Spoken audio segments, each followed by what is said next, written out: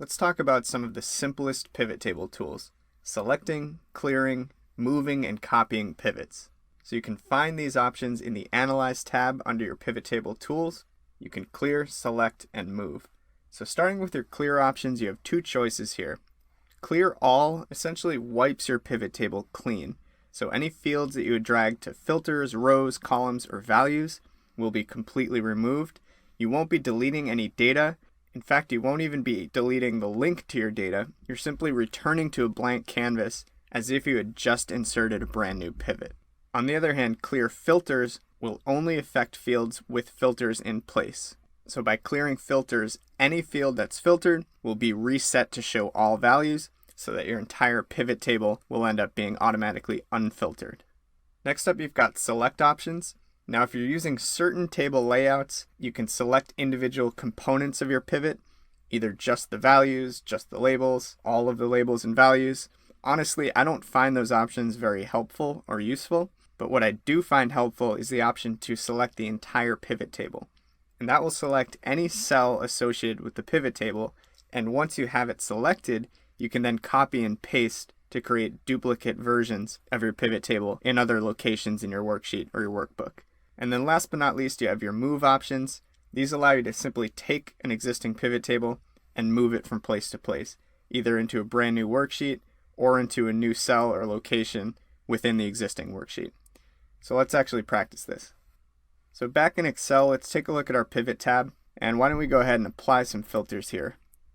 So let's look at only movies in French that were produced in France that are color.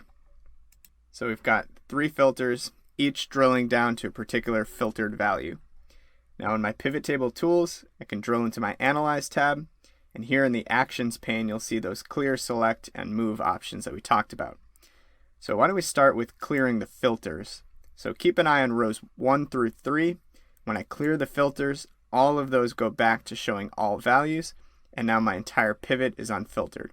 Keep in mind that if I had added filters to my row labels as well, which we'll practice doing later in the course, those would be cleared as well. So now if I go back into clear, and this time clear all, you'll see that I've just wiped everything clean. So all of my fields that I had dragged into filters, columns, rows, and values are now back here in the field list. So the link to my data is still there. In fact, if I press Ctrl Z, you can see they're back into their original places. And essentially all that's doing is it's automating the process of clicking and dragging these fields out back into the field list. So now let's jump back into Tools and take a look at our select options. So in this case, these first 3 options are actually grayed out because I'm using a compact table. We're going to talk a whole lot more about table layouts in the rest of the course, but for now, let's just talk about selecting the entire pivot table. So when I do that, any cell that's associated with the pivot is highlighted. So my filter rows, my row labels, my values, everything, even my grand total row. So from here, I can press Ctrl C to copy it. So let's say I want to just basically replicate this pivot and put a second instance of it right here in cell E2. I can press Ctrl V and paste it here, and now I have 2 instances of my pivot table. And as you can see, it's copied the style, the format, the layout, everything. And what's great about this is that even though both of my pivots are tied to the same data source, they operate independently. So I can say, okay, let's see all the Australian movies here on the right and Canadian movies here on the left. And as you can see, they operate independently, which is great. But now what if I decide, okay, I actually want 1 pivot table per sheet? I can go ahead and select that second pivot, go back into Tools, and here's where I'd use the Move option. So let's just move it. I don't want to create a copy of it. I just want to actually take this 1 pivot and just move it somewhere else. And let's put it into a new worksheet. When I do that, you can see that Excel basically just created a new worksheet and dropped it right there. If I return back to my pivot sheet, that second instance is gone, and I'm just left with the first one here. And now, side note, one thing you might have noticed is that when I have a cell selected that's outside of the pivot table range, my field list disappears and my pivot table tools ribbon goes away as well. All you need to do is just select any cell that's associated with your pivot table, and you'll see that field list pop up again, as well as the pivot table tools ribbon. And if you don't see the field list, you can right click and it'll show up as a show field list here at the bottom. So you can hide it that way and then show it that way again. So there you go.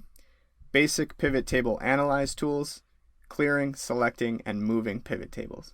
So when you're working with pivot tables, you'll be taking one of two general approaches when it comes to your source data.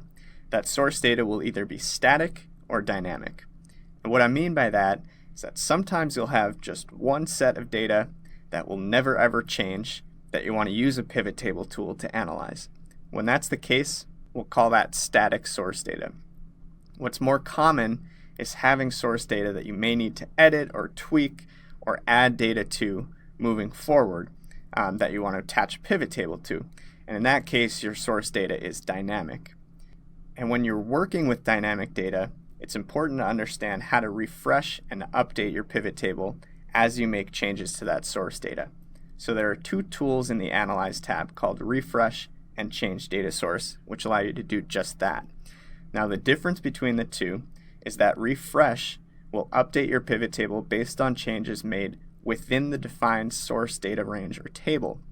So for instance, if you're using a range of data from A1 through B100, imagine that you're drawing a box around that range. Any change that you make within that box will be captured by the refresh command.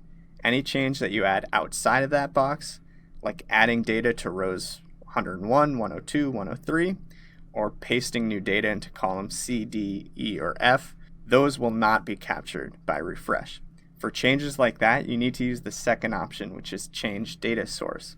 And what this does, as you might expect, it allows you to refresh the pivot to reflect changes outside of that defined source range or table. So for instance, stacking on new columns or new rows of data. And a common reason this is used is when you have something like time series data, for instance, where you constantly need to be stacking new data on to capture the most up-to-date data. When you have a case like that, the Change Data Source option will be helpful. And also we'll talk through some pro tips specifically related to working with growing source data in the following lecture as well. But a little sneak preview at that pro tip. When you are working with dynamically growing or changing data, there are two really helpful tips here. You can either format your source data as a table, or you can use column-only range references, so no row references, to help you work with data that's changing. And again, I'm going to talk through that in the next lecture, but for now I want to go through some of the basics with refresh versus change data source. So let's jump into Excel and take a look.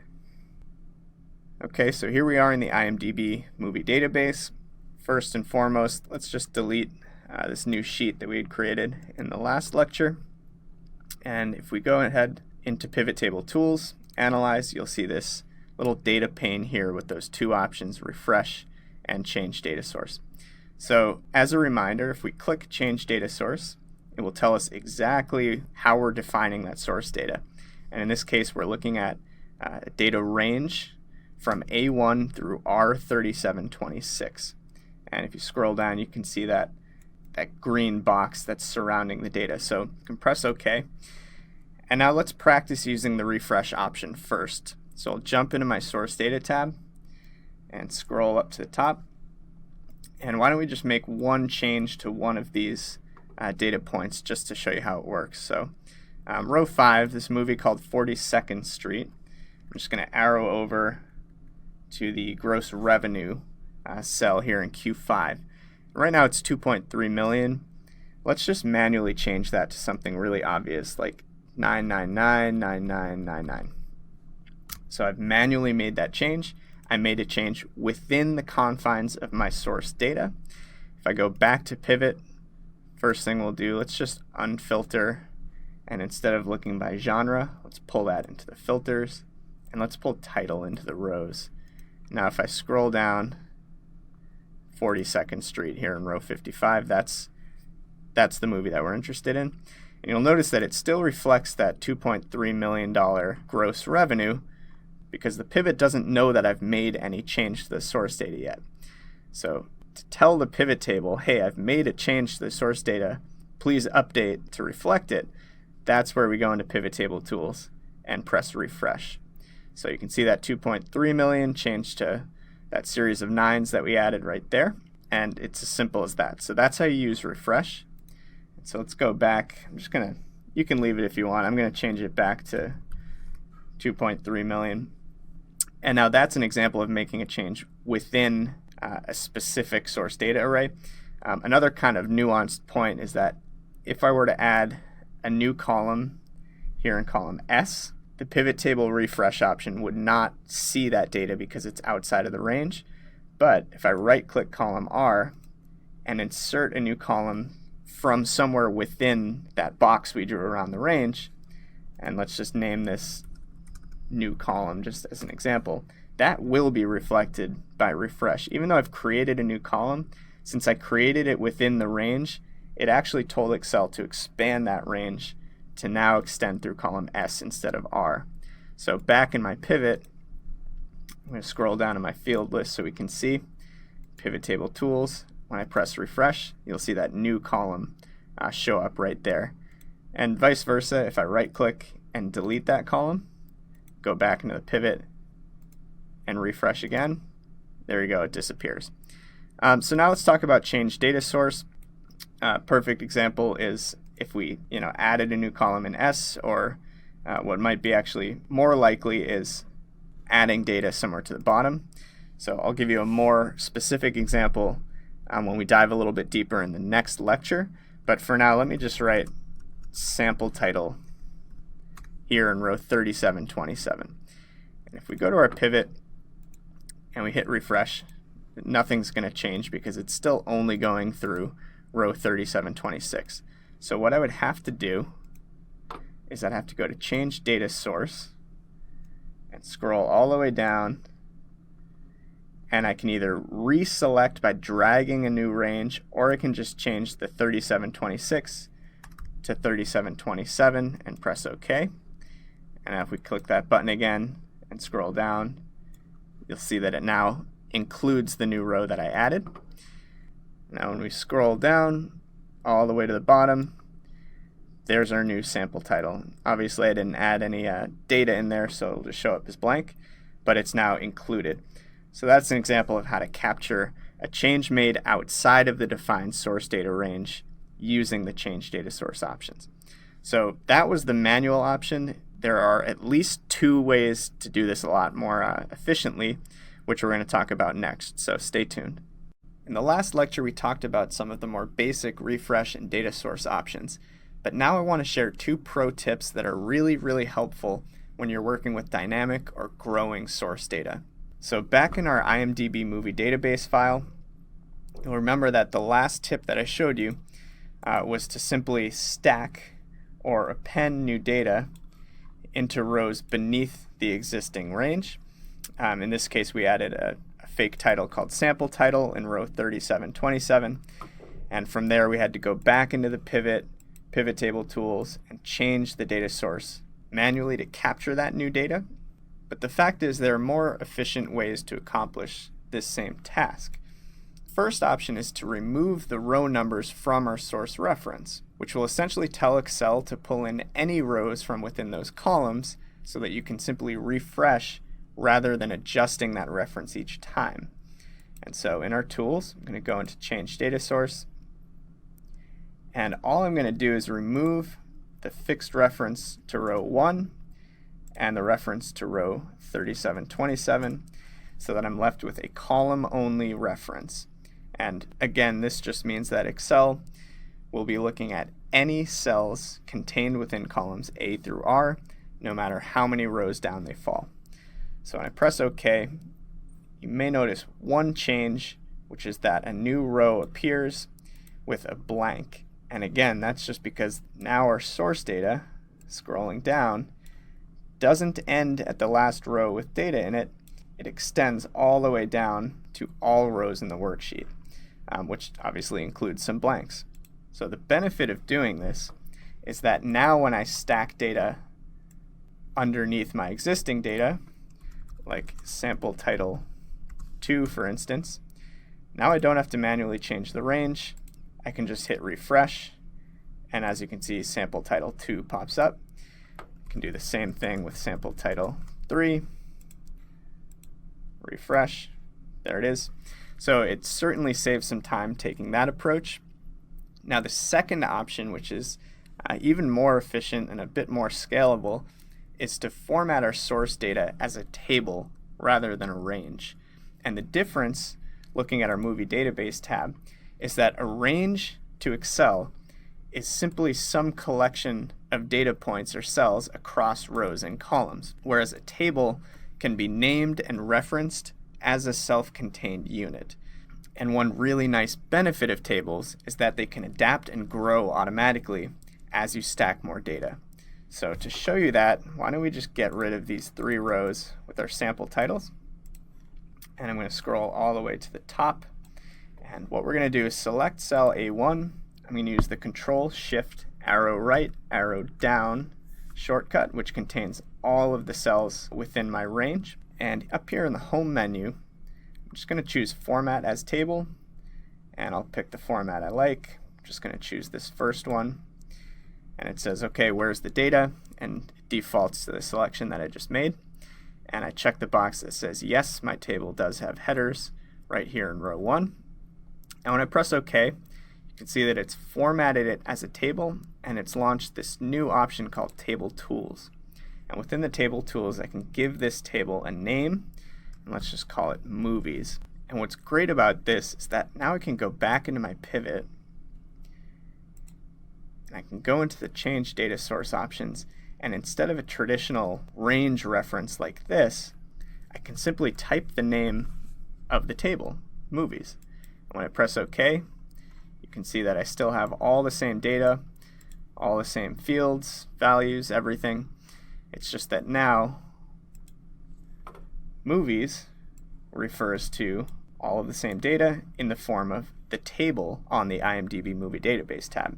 So we've simplified the reference, which is great, but the added benefit is that now I can stack data and it will automatically be absorbed into that table.